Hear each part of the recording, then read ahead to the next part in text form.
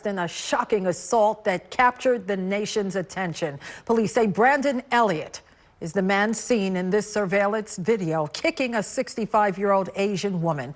Tonight, that homeless man is in police custody and facing a number of charges. And tonight, we're learning more about the suspect's criminal background.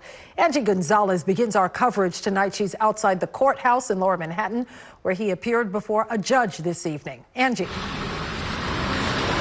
Yeah, unfortunately, Cheryl, there was no video of that arraignment, but we did learn that he was held without bail, remanded without bail, so he will not go back out onto the streets. We also learned, as you mentioned, that this person has a criminal past. The NYPD and Manhattan District Attorney held a joint press conference to announce the arrest of 38-year-old Brandon Elliott. I am sickened every time I see one of these incidents. Authorities say he's the man seen on surveillance video attacking a 65-year-old Asian American woman near Times Square earlier this week. The individual we have arrested in this horrific case, 38-year-old Brandon Elliott, is charged with a completely unprovoked, violent attack on an innocent, defenseless woman.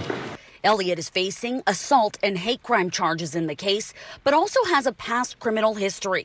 In 2002, when he was 19, Elliott was convicted of stabbing his mother to death. He received 15 to life, but was released on parole in 2019.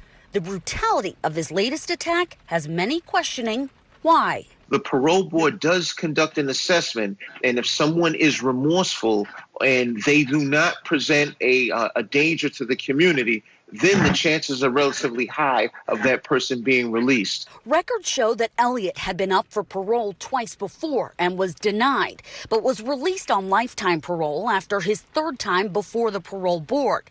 Commissioner Shea says people deserve second chances, but he still has concerns. For the life of me, I don't understand why we are releasing or pushing people out of prison. Not to give them second chances, but to put them into homeless facilities or shelters, or in this case, a hotel, and expect good outcomes out of that. Elliott, who was arrested at a homeless shelter on Tuesday, will be represented in this case by the Legal Aid Society. They issued a statement which said in part, "At this time, we strongly urge the public to reserve judgment until all the facts are presented in court." Some say there are other issues that will need to be worked out outside of the courtroom. We need to conduct a more effective quality control mechanism to ensure that we don't have violent predicate felons that come up for parole and come back out into society and victimize us as citizens. And Cheryl, the next court date is on April the 5th in this case, and the Manhattan District Attorney tells us that Elliott could face up to 25 years behind bars on the latest case if he does get convicted. They say that that's not without any additional charges or time he could be facing for violating his parole. But that's the very latest from Lower Manhattan.